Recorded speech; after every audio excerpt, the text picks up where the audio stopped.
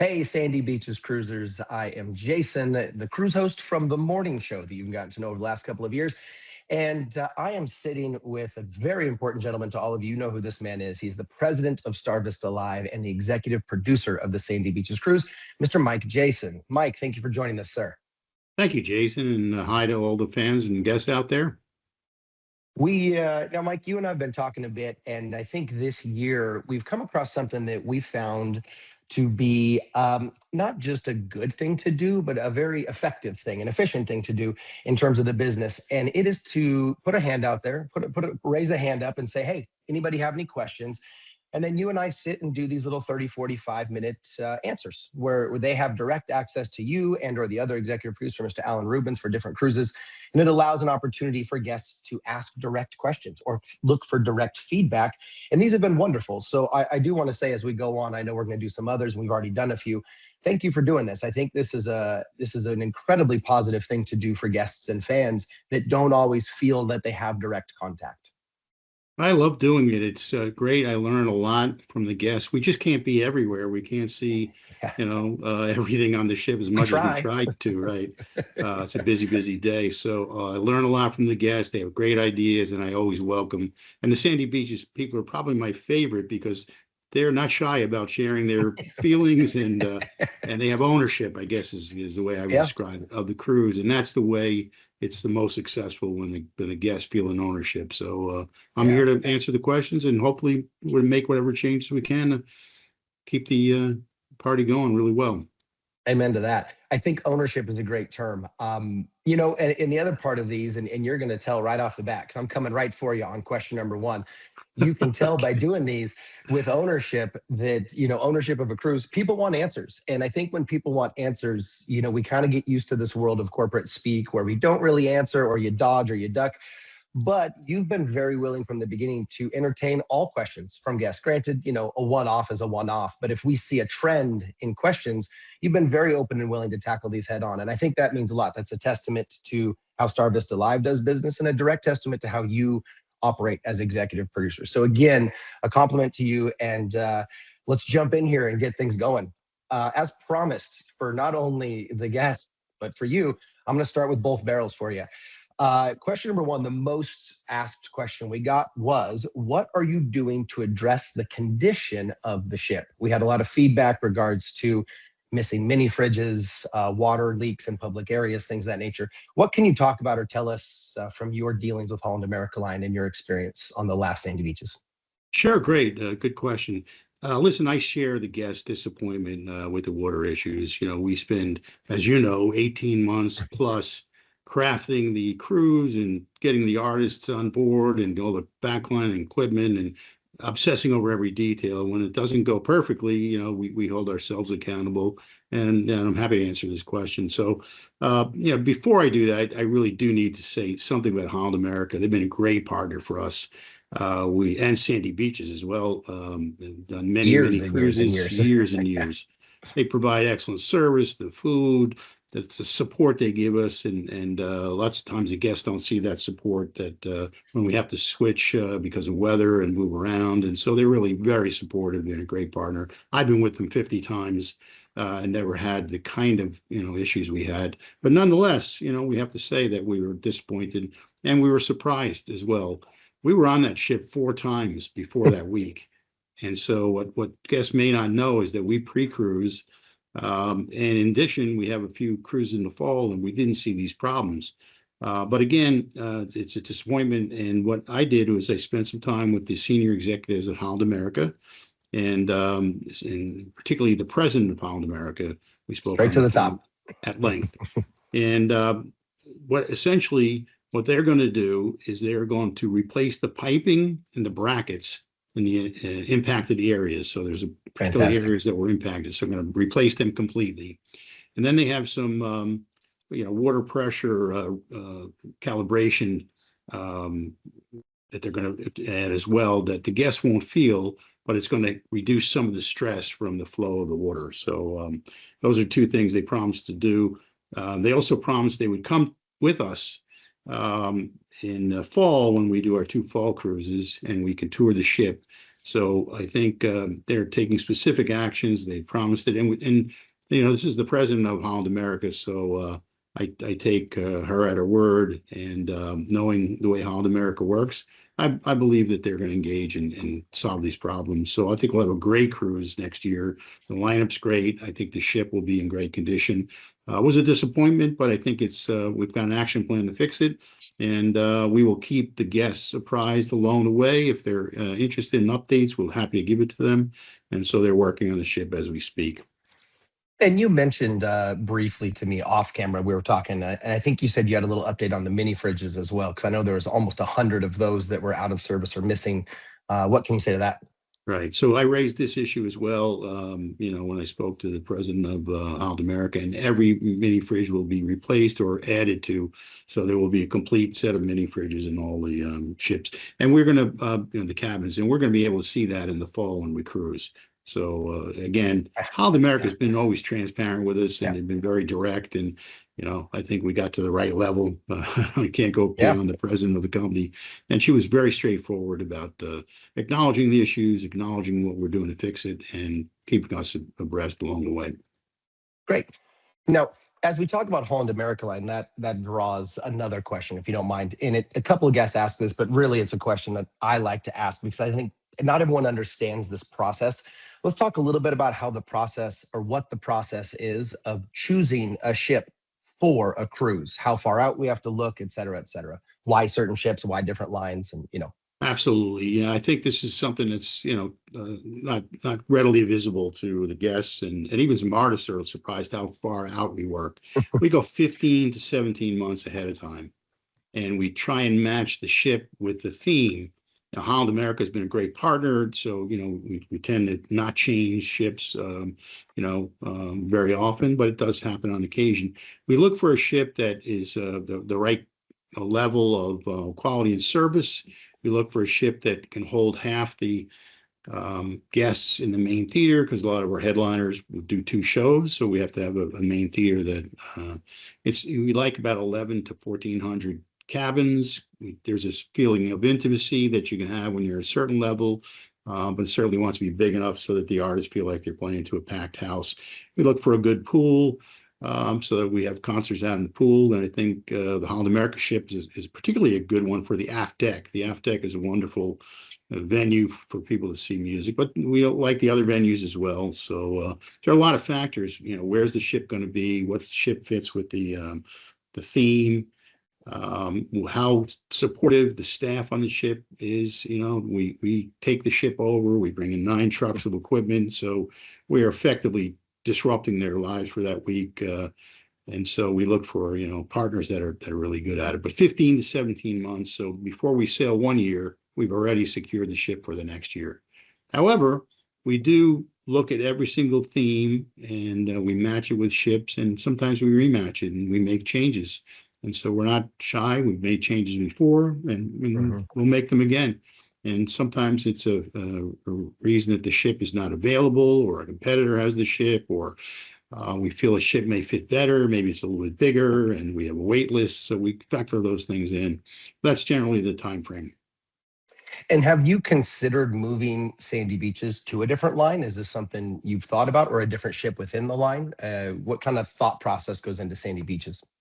Yeah, we look at that routinely. I sailed the larger Holland America ship in the fall. Pinnacle class, It's beautiful, the Pinnacle class, the Rotterdam. It's a lovely ship. There are drawbacks. The main theater holds about a third of the ship. So if you wanted to guarantee everybody a main theater show, I'd have to get all the artists to do 3 shows in the main theater. They have wonderful pools, but you know, with weather, it does affect it. So, the Rotterdam's bigger, so you'd have to have the right amount of demand. You don't want to have venues that are 3/4 full or half full for an artist. So, but the Rotterdam is a very pretty ship, and that's certainly under consideration because there are ways to do it in a festival environment where you do counter programming and you get extra shows from the artists and you work it out. We've also looked at other lines. We work with Celebrity, and we have some of our cruises that are on Celebrity. We have never sailed the larger ship, which is the Celebrity Silhouette. We're doing it for the first time in a couple of weeks. So, you know, we'd have to see how that experience goes. We have great expectations, and I'm sure they'll be wonderful, but you need to, see it in real terms, and you Yeah. need to sail it. So, Yeah. yeah, I think it's always on the table, to match and ship differently with the genre, and that will be the case here as well. We'll give it a good hard look. And I think for anyone catching this video a little later, possibly when Mike says in a couple of weeks, we're on the silhouette here in mid to late March. So if you are catching this later, we've already done it. If you're watching this right now, then we're coming up on it real quick. That'll give us a lot of good information for how we move forward. Mm. Another question around the ships themselves. Obviously, when you're talking about booking 15 to 17 months out, something we run into a lot that you can speak to hopefully here is number of ports. How do we choose certain ports? Why do we choose certain ports? How difficult is it to get into some ports of call? And I'll break those up as we go. So let's start with number of ports. There's a lot of discussion in the community of 2 ports versus 3 ports on a 7-day cruise. Yeah, I think we defer to try and do 2 ports generally. And one of those ports needs to be a large midpoint on and off, we call it, which is a late night stay in one of the ports, because there are artists that have gigs on the front end or the back end, and they can come with us for 3 or 4 days. They have a hard time taking an entire week. So we sometimes work it out where they can come for the first half and get off, and other artists may get on. We don't do it a lot on sandy beaches, but some of our cruises, we have quite a few artists coming and going. And that means you need airlift at that midpoint. You need hotels that can Proper international airport. proper international Yeah. hotels and an airport. Absolutely. Yeah. So we tend to go with 2 ports. Now, we've missed ports now and again. So we all love Key West, or I do anyway. And a couple of years ago, we missed Key West and we had to reroute it.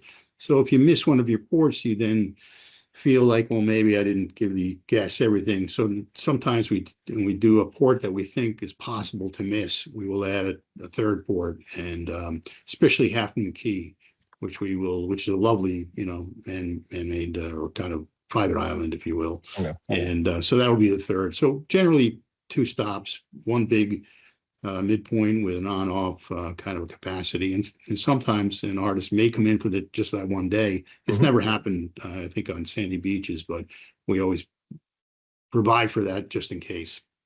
Yeah. So that's the situation with the number of ports. Probably we'll stick to 2 as much as we can. Also, people are curious about closer ports versus going far a little further afield for some of the ports, the little far out, the Arubas, the Curaçaos, et cetera, et cetera. Talk a little bit about distant ports versus close ports, and why we make that decision. That's another great question. What's happened over the years is that the sandy beaches always use the aft deck, which I mentioned we love. It's one of those things, we never did it until we started working with sandy beaches. We saw them do it and we loved it. We said, this is really great. The downside of it is, the upside of it is a beautiful night with a wide open space. The stage is bigger. It's just a wonderful experience. The downside is if you're going long distances at fast paces, it's very windy and it could be weather impacted and it could be very difficult. So what we've tried to do is keep fairly close, not go deep into the Caribbean, and subject ourselves to weather on a routine basis on a long run, say to Aruba and Curacao. We certainly can do it. Then it would affect the aft deck. And because people value that aft deck so much, we had a tendency maybe to stay a little closer but honestly, it's one of those things where if the guests wanted, to take a longer run and they were willing to, put up with perhaps some inconvenience along the way. And it doesn't mean it'll happen every day, but, you want to provide for the situation that it could be. I think too, and if I may interject a little bit, there's an interesting, we think of wind as not being as big an issue, but the wind whips right over that back deck. The way ships are designed, that wind does come right over. So your ship speed, as you mentioned, plays a role in that. But with the wind, you also get the cold, and I know the past couple of sandy beaches, we've seen some chilly weather out on that back deck. And that's another side effect of moving around. And sometimes it gets you whether you stay close or go far, but you're guaranteed to get it if you go far in terms of the wind, just based on the speed. In certain directions, as you know, the wind is much more a factor depending on which direction you're going in. So we've had a tendency maybe to stay a little closer than we need to. And I think we can take a look at that and we can go a little further. And see where the break point is, where it's like, well, the experience on the back deck wasn't as good this year as it was last year, so maybe we don't go to that port. Sometimes you don't know ahead of time either. The weather can be extremely variable. Especially in January. Okay, so from there, guests moved into very much more specific ship-related questions, if you don't mind. I got a couple three for you here. One of them, could the smoking section be moved? Right now, it is starboard aft, forward end of the aft deck, if that makes sense. Could it be moved up a floor, aft, maybe further aft to the back? How do we view the smoking section? We know it's important to Mini, but there's a lot, obviously, that it's, take it the other way. What are your thoughts? Yeah, generally we defer to what the ship does. And so they put the smoking section on that one side. And in our case, we use the other side for a lot of the gear. And so, when the guests see it, it's pretty packed with gear because, we're built stages. Like I said, we have 9 trucks worth of equipment and backline and pool coverings and lights and everything else that come on board, and all the cases for that stuff that holds it. Some of it is kept there. So I think it'd be very hard to move it, but we certainly can bring that up with the ship and ask them, do they have any suggestions on places they're comfortable with us moving the smoking to, and that don't disrupt the different part of what we're doing. So happy to have the conversation. Sure how much we can impact it, but certainly happy to have the conversation. And I know along with that, you're going to get some maritime law, some safety of life at sea law. They don't necessarily want smoking to be all the way at the aft where the wind is hitting the hardest and smoking materials can be blown around and blah, blah, blah. There's a lot of little things at play, not playful things, little things at play in there that don't necessarily seem obvious at the. Yeah, sometimes we forget ourselves, and I'm sure the guests aren't always aware that we are purely guests. And Star Vista, even us, our ability to impact the ship is huge when it comes to programming music and setting up stages and whatnot, but it's way less when you talk about health and safety. And so, where you can put the smoking and, those kind of things that we defer to the ship, and because, essentially that's their major responsibility, is keep us all safe. And there are rules and regulations. Sometimes we don't understand them all, but there are ones that we have to follow. All right, prepare yourself. We're now getting into a couple of these next two are real heavy hitters. Could you provide, or could you look into providing more plant-based food options for those that would like it? Absolutely. I spoke to the chef actually about 2 weeks ago, and this came up independently of this question that came from the guests, and they're making plans to do plant-based alternatives. So you'd have, an eggplant parmesan, and next to it would be, a meatless sauce with the eggplant parmesan. And so they're going to parallel lots of the offerings that they would have, and side by side. So you have a plant-based version and a meat-based version. So it's something they're looking at, and it must have come up with guests on other ships and Holland America in general. So we talked to the chef, and it's absolutely something we're going to be doing. Dietary restrictions and or preferences are an interesting factor as well. When you're dealing with a cruise ship, it's I'm not going to say it's easy to forget, but I think it's often forgotten that what they load is what they load. And they only have so much space. They only have so much room to put things. There's only so much storage. It's not endless. And you can't just run out to the store if you run out of something. So they're trying to balance what they offer with what the majority of guests want and need, with also taking into consideration preferences and or dietary restrictions. It's a big jigsaw puzzle down there. It's a big game of Tetris to watch them work through menus. I mean, you've done it with us, obviously, working through menus and watching how the cycles move downstairs. Again, back to your point, we're kind of beholden to the ship, and the ship has been, or the cruise line, and the cruise lines have been fantastic in dealing with it, or in helping us, address it. But it is not as simple as just adding in a couple because 3 or 4 people want it. That takes up way more real estate than you realize. That's part of the 15 to 17 months in advance. Those are the level of conversation we have as to what changes do we want to make to the menu. What kind of drinks do we want to, make sure we extra stock, because we know the history of the guest is different than the normal history of Holland America. Yeah. So these are the intricacies that we go through. But I think if we talk to them up front, they're happy. In fact, I think they prefer sometimes to try new I do. things because, Yeah. they're doing something different than the chefs would do every week on the cruise. So we can test them a little bit by, throwing them some new and interesting ideas. They can run with it and do a great And job. what's interesting too is as Star Vista Live. We've seen where we come in with some ideas or some concepts menu wise, either from us or from our guests, and then Holland implements it for that week. And then we've seen them implement it across their fleet later because they don't get to play as much on a regular cruise. It's pretty regimented. Where on a charter, on a theme cruise, you have a little bit more playful because it's us, we're chartering the ship so we can ask for specific things. And we see that rub off, if you will, and they use kind of some of those concepts, which is really cool. Which is probably why you are already having conversations around plant-based. It's a big thing, in the Yeah, world now. absolutely. Yeah, And Holland America is very open to having outsiders come in yeah. and be partners on food. And we changed the timing of cleaning the venues and the rooms, and we keep the buffet line open till noon sometimes on cruises, breakfast buffet open, just because it's a different pace than they're used to. And it's a kind of adaptation that they're willing to go through on our behalf. So they've been great at that. So definitely we'll look at plant-based alternatives. All right, next one. Can the lighting in the crow's nest be improved? It seems to be either all the way dark or too light. I don't see a middle ground. Is that something that we have control of, and or what can we do? We have to work with ship constraints, but I do believe that our production team can take a look at that and maybe work with the ship production electrician crew and make those adjustments. So I think we can do a better job of calibrating that, because I did notice that it's either very bright or very dark, and it's something we would want to change. It's not the easiest room in the world. No.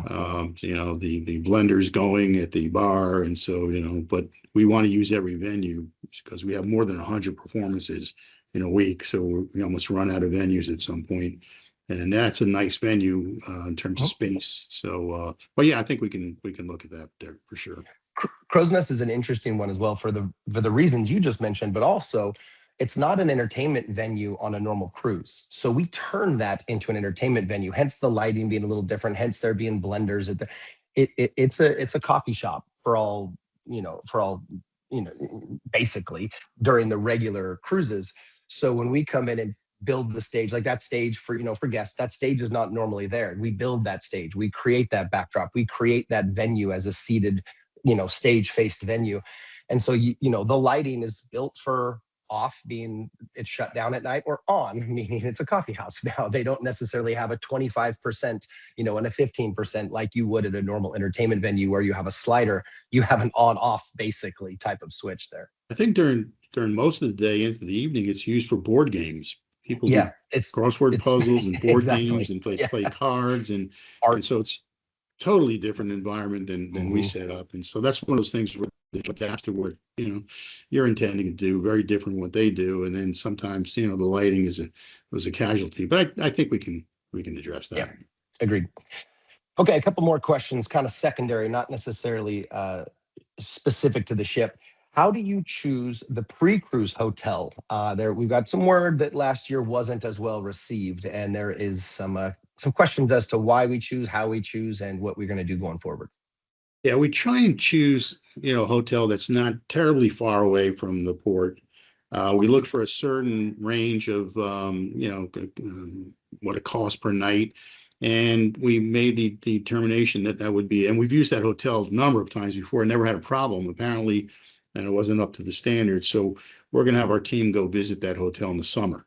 And we'll have a limited number of rooms there. We're going to add another hotel as well, so people have alternatives. So we'll add at least one or two other hotels, and we'll go visit the Ocean B, I think it was, where, and unfortunately I was on the ship the week before, so I wasn't able to really kind of see what some of the issues were, but I take it as a concern. So we'll definitely visit this summer. We'll and they do have towers that are newer. There's an older section, a newer section, so we're also going to take rooms in the newer tower to the extent we've made a commitment to do that.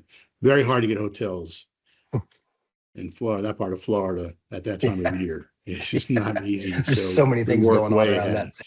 that. So Yeah. Perfect. Okay, next one. How do you choose your swag and or gifts, and what considerations do you give it going forward? There were some questions on last year's the poster they felt like was a little too big. It was too big to travel with. There was questions. There was confusion as to what one item was. Is it a towel? Is it a flag, etc.? yeah, we that's a little too big was very Yeah, generous there. It was it's like that huge. size. I think. Yeah, it's like what's behind me.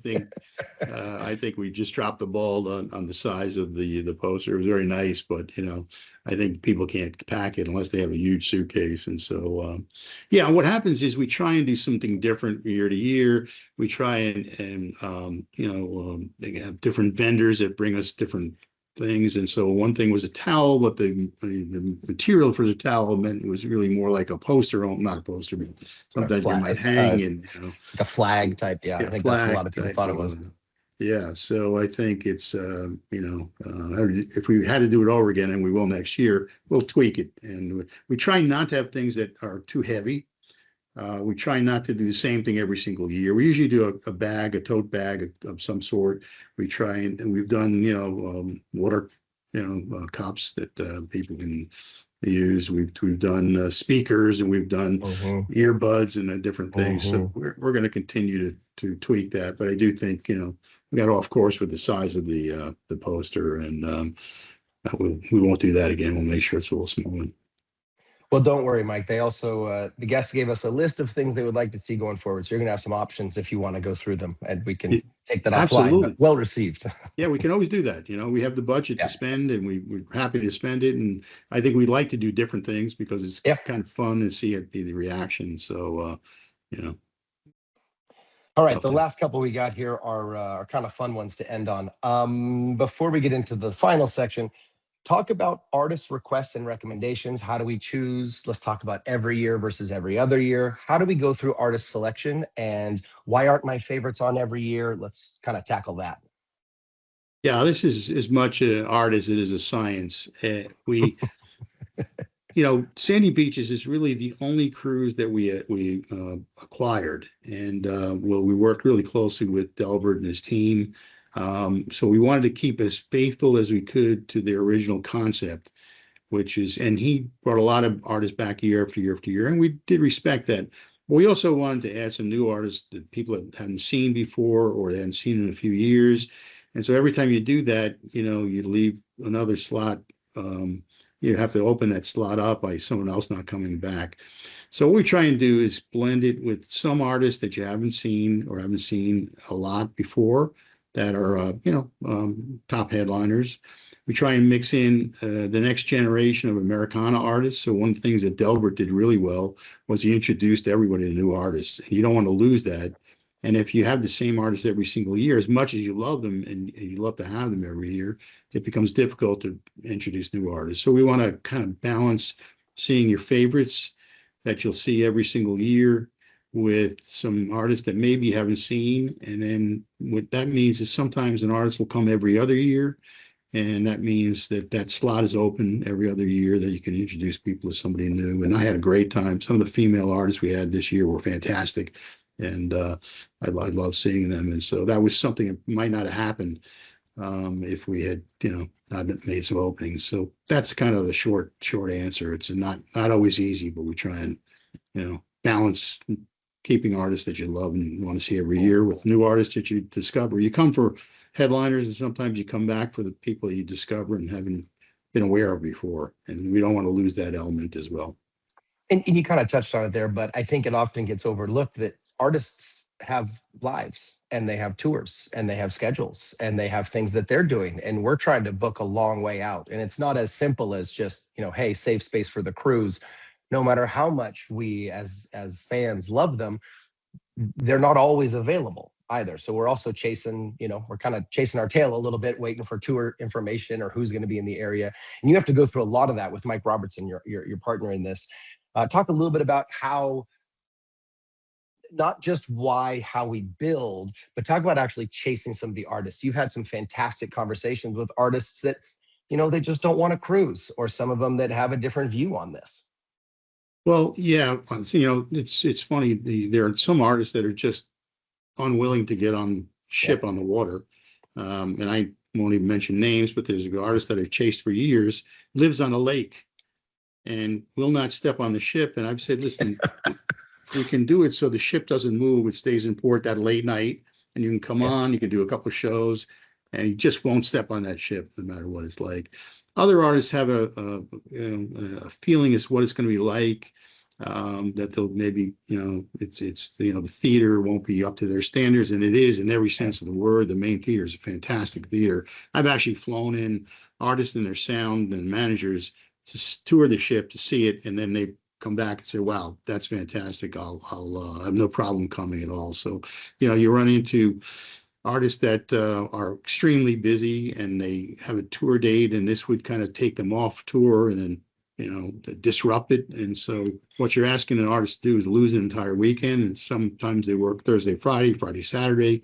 They work 2 weekends if they're spending a full week with you. So those are the constraints you run into.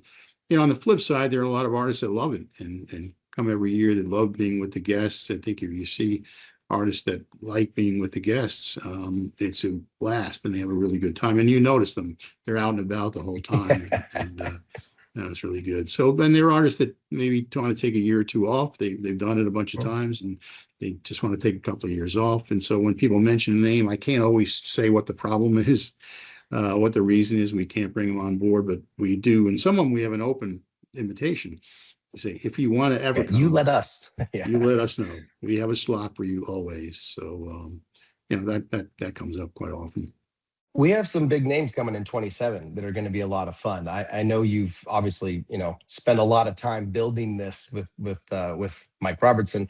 I mean, Kev Mo, JJ Gray, St. Paul and the Broken Bones, California Honey Drops, Band of Heathens, Broussard, Shiny Ribs, Zito, Parnell, I mean, Carolyn Wonderland, Jimmy Hall. We have a lot of big, powerful names coming, not to mention the one and only phenomenon known as Paul Thorne. Yeah, well, ball's so much fun. It's the campfire is just a highlight of the week. What It's a just character, that's it's a his sense of phenomenal humor character. is unbelievable. So he's turned into like somebody you want to have every single year because he's just so Yeah. much fun, and we always make room for him. But yeah, we got a great lineup. We have some artists that haven't been seen or haven't been seen for a while. I'm not sure the St. Paul and the Broken Bones have been on. Lots of fun. Great band. I think people really enjoy them. Sure, JJ Gray, I think is great as well. So Kevin Yeah. Moe, we got back. He skipped a year, and we invited him that year, but he had some other things to do. Now he's back. So that's also why we work 15 to 17 months out, so we can put it, in the artist year that, as you build your tour schedule, don't leave us out because we have an open offer for you. And so it's a great mix. I think with Sandy Beach is something we get too, if you don't mind touching on this briefly. A lot of other cruises don't necessarily get the collaboration that you get on a Sandy Beaches, where, I mean, I'm looking at the 27 lineup and I'm looking at all of them. I didn't say a bunch of the names, so forgive me. No disrespect, there's just too many to read. And a lot of them we know individually and we love them individually, but on any given moment at any given show, you're going to see Teresa James pop up and sing a song with so and so. You're going to see Gary Nicholson or Seth Walker or somebody in someone else's show. That's also got to be a big part of casting, of setting the ship up. Is it's not just what we would consider to be the marquee top 3 4 headliners. That middle section, and there's no disrespect, I don't mean middle by talent, I just mean, how we build a lineup. They're in a lot of ways, I mean, just as crucial, and if not in some ways more crucial, as they are the tie that binds a lot of the crews. Talk a little bit about the intermix, the how this cruise plays so well together, where other cruises maybe do and don't. This cruise, more than any other that we have, the collaborations are incredible, and the collaborations are organic, so they Yeah. can't be planned, which is kind of difficult because you don't want to, program so that an artist is in place A when they decide to go and collaborate with artist B in a different venue at the same time. There's sound checks that you have to get prepared for. So the complexity is the fun part of it, but it is complex because they are going to sit in with each other and they may not plan to do it. They may just pop in. You have an incredible array of world-class musicians, more than any other, At every crews that level, we in every have at room. every level. That the people are just there to have fun and kind of tour with the band just because they want to be on this cruise, and they will. So it's a great big kind of, as you said, Tetris is trying to figure out. I Yeah. have person A, and they're going to sit in with 3 or 4 different bands, and so I don't want to program at the same time. And then you got person B that's going to different 3 or 4 bands, and so we kind of go back over and over again and again and again, begging the artist to kind of tell us, if you're going to do this, just tell us who you're going to do it with, so we don't program you Yeah. too much in a different place. But organically, you're going to see people sit in and Yeah. for a couple of songs here and there. And that is the magic, because that's something you're never going to see Exactly. on a normal concert. And so we provide the environment for them to do that. And I know the Honey Drops do a late night in the Lincoln Center. And we weren't even aware that they did that because it was not on any program. So the first year, we didn't provide the the staging in the back line Yeah, the there. back line. And somebody said, "Oh, wait a minute, they do that." And we thought, "Oh, wow, well, it's not on any schedule." So we went ahead and added Yeah. that the second year. And God bless them, they come down and play for a couple of hours at a time, and you never kind of know when it's going to happen, which is Yeah. incredible magic. So, and then late in the Red, of course, doing his thing, and that's usually incredibly unique. And so, those I are think things.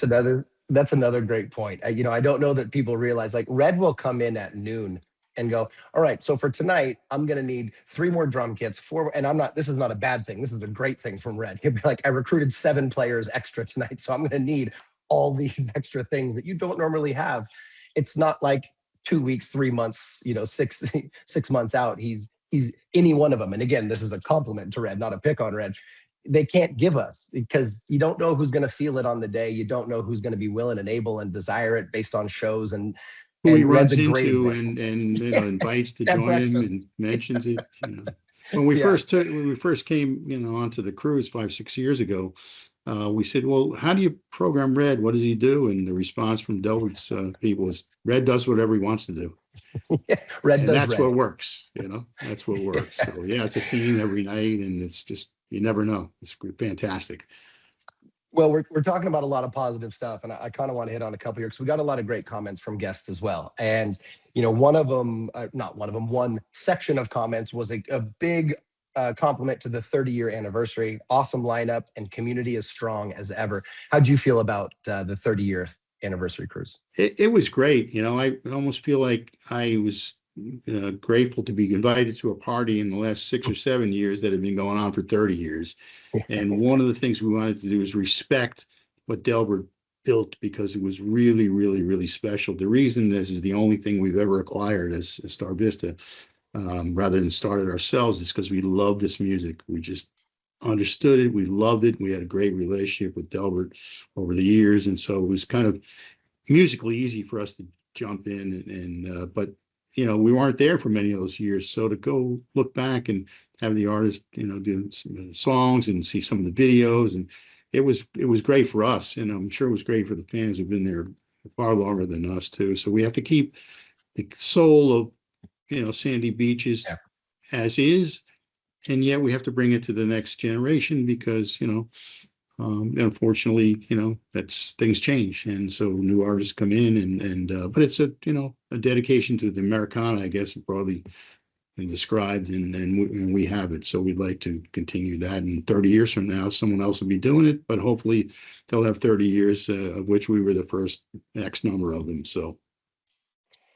The next two, I'm going to kind of put them together. The first one we've already talked about. Actually, both of these we've already kind of talked about, but there's a lot of positive comments about, as I mentioned, the whirlwind that is Paul Thorne. A lot of positive comments. A couple of them said he should come with subtitles. God love him. We also had a bunch of massive, massive heartfelt thank yous for keeping the aft deck. You've talked about it a little bit, but obviously the aft deck is, in a lot of ways, it's the heartbeat of Sandy Beaches. It's kind of the centerpiece of it. Talk a little bit about, just a little bit more, if you don't mind, about the importance of keeping the aft deck and the discussions we've had about potentially moving, and then come back to the fact that it is what it is. Yeah, that's we always use the midship because it has a cover, And so, on our cruises, and I think when we first came onto Sandy Beach, we thought, well, maybe they'll come to the midship deck at some point and we'll move the, and I realized quickly that the aft deck was like a third rail. You just didn't want to touch it. The people loved it. And as much as we said the weather and whatever, they said we've already made peace with the fact that weather affects it. We've made peace with the fact that there are some times it gets rained out. And so we respected that, and we said, let's stay with it. And in fact, what's going to happen now is I think, the cruise that we do back to back, we probably will do that on the aft deck as well. And it's not guaranteed, but we'll keep Sandy Beaches on the aft deck, and maybe we'll move some of our other cruises to the aft deck as well, because it is a great stage.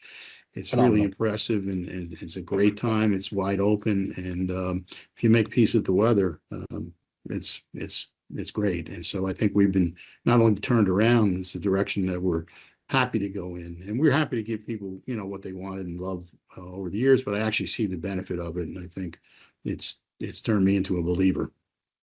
The real deciding factor, in my opinion, as someone who's been doing this, a long time as well, and you just mentioned it, is arguably more important than if or if not it is a better venue. It is the acceptance of the guest that it is a venue that is susceptible to certain elements. And once the guest in total, whether it's Sandy Beaches or some of our other guests, Sandy Beaches being the model for it, obviously, like you said, at first, we're so used to having control of it, meaning we can close the roof in the mid if it rains. Show goes on. If it's windy, show goes on. If it's cold, show goes on. There's some downside to it, obviously, when you close the roof, but there's positives to it as well. On the back deck, it is such a great venue, but you play the risk card, right? You're playing the card of weather, period, throughout the whole week, and it could be temperature, it could be precipitation, etc. The fact that Sandy Beaches, that you as fans and clientele, and that you taught us that guests can accept the risk if they accept the risk, if that makes sense, I guess. Once you buy in, you get it. It is what it is. You might lose a show here and there. A show might be really cold. You might do this or that. And once you're okay with that, you're open to a much greater potential stage experience back there. Yeah, because it's so much like a festival. Truly. They were totally, the guests are totally comfortable with the fact that they may be disrupted and something will have to change.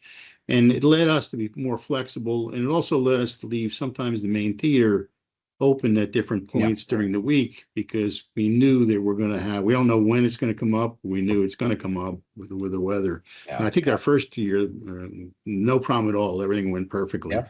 However, in subsequent years, it did change until we have room to bring it into the main theater. The other thing we did is the week at a glance. A lot of the guests love the week at a glance. Now we have the app, so you can see the week at a glance too. But we did a printed version for the guests, because they said, I know, the Honey Drops are playing 3 times, and if they get rained out, I know the other 2, so I can make sure I'm on the lookout for it. And so that was something that, we didn't normally necessarily do, but we did for this cruise. And now the app, I think, gives people the chance to see forward, which is great, which I loved as well. So and we got a lot of great comments on the app. There was a lot of great comments, and actually I have it written down. I was going to throw that to you next. The app got a lot of great comments, and talk about a little bit. I mean, we're kind of wrapping up here, but if you don't mind, a couple of words. How did the app come to be, and then we can talk about how people can download it. Yeah, our event planning people, made the suggestion, and we weren't sure, that people would move to a phone-based, and get rid of the paper. So we said, well, okay, we'll have the paper as kind of a safety net, and then we noticed people are using the app way more than we thought they would. You don't need the internet to do it. It has the whole week. You can sort it by artist. You can sort it by venue.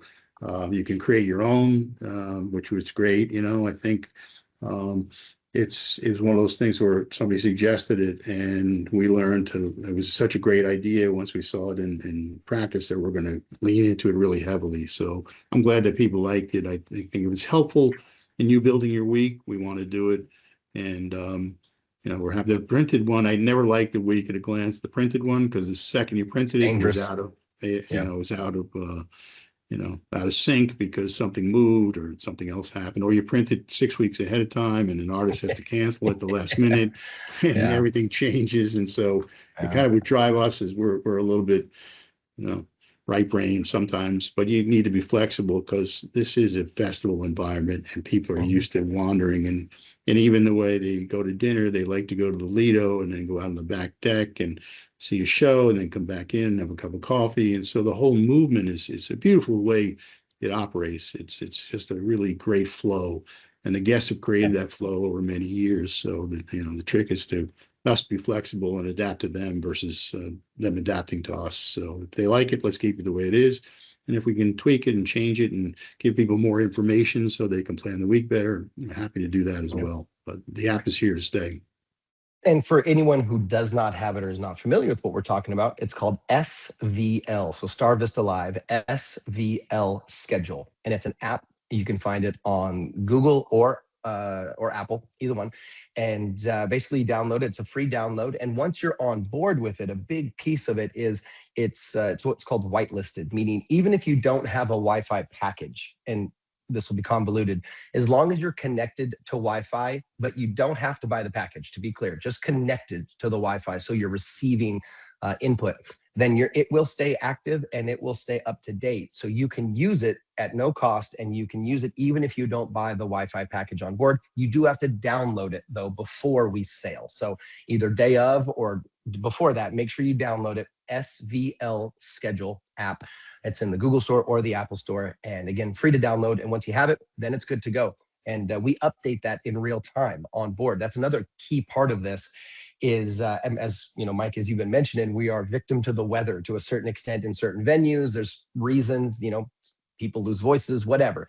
You have to reschedule and move things. We keep the app live up to date. So whenever something happens, your app will be up to date the second we change it. Whereas if you are relying just on paper print or my voice over the PA system or even the morning show, sometimes that takes a minute to get out to you. We can't do an announcement over the top of big shows, et cetera, et cetera. So the app is the absolute fastest and most guaranteed way to be up to date.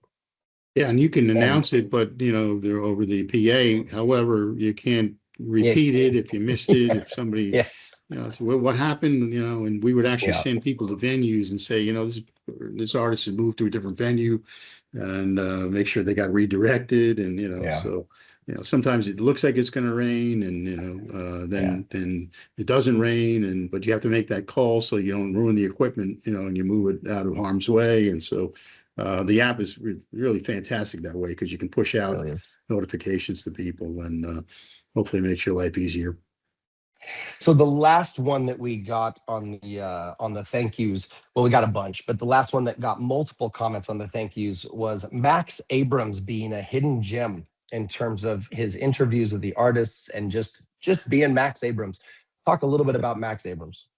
Yeah, it's he's a superstar. He really was fantastic, and I loved his interviews, and I loved his gracious way of interacting. He's a fan, and he's also a musician, and he's really a journalist as well because the way he can form questions and have conversations, it's fantastic. Max is exceptionally talented, and I think he's as good a human as he is talented a musician. And that's a compliment to both sides of that comment. He's a really good person. And it makes it easy, when the good people are talented as well and can uphold their end of the bargain. Max is an easy home run. There's a graciousness that, it's just innate. And he does it so well, and he's so comfortable. And yeah, I loved, I saw him as much as I could during the week. So in conclusion here, first and foremost, I want to say thank you for your time. Obviously, I'm sure I speak for all the fans and guests out there when they say this is unique and it's special. And thank you for taking the time to jump on with us. It means the world. Well, I think, we have some things to work on, and we will work on them. We're working with Holland America at the highest levels. But I do think we're going to have a fantastic year. I mean, we're really happy with the lineup. We're not done. So we're adding artists as we speak, and so as many Any venues hints? as we. Any hints, Mike? Any hints?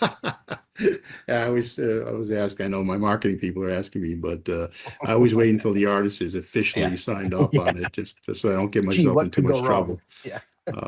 But we will definitely have some surprises. We'll have some more artists that we add. We will program as much as we can, and we'll use as many rooms as we can, as many times as we can. So, and the AFTEC is there to stay. So that will always be a centerpiece of this cruise. And with that said, any final words for the Sandy Beaches guests that have stayed so loyal for 30 years and obviously stayed with us, even with Star Vista Live stepping in? Any words for the folks? Listen, I am just amazed at what you've been able to build over those 30 years. Delbert and the guests that have been so loyal for so long.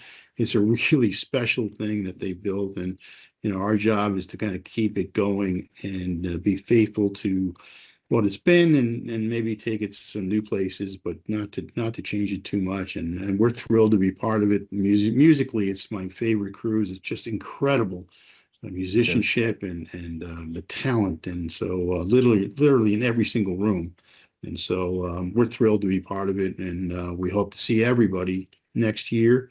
And we'll do this again in little bits and pieces to make sure we give you updates as we come along and keep in touch. But thank you for your support, and thank you for the questions, as honest and straightforward. I love the attitude of the Sandy Beaches people. They have an affinity for this cruise. They feel a personal responsibility for it, and it helps us be accountable. So thank you. I appreciate it.